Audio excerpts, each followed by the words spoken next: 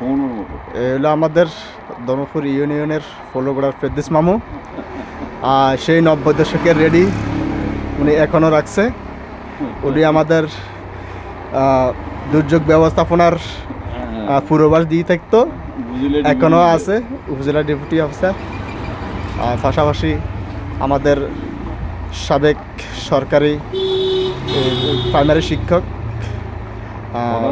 সাবেক প্রধান অবসরপ্রাপ্ত শিক্ষক, এখন আমাদের সেবায় নিয়োজিত আছে, ডাক্তারি আছে পাশাপাশি, এবং দুর্যোগ ব্যবস্থাপনার পূর্বাভাস দিয়ে থাকে। ওনাকে সবাই দোয়া করবেন, আল্লাহ যেন ওনার নেখাত বাড়ায় দেয়, ওনার সুস্বাস্থ্য তা দান করে।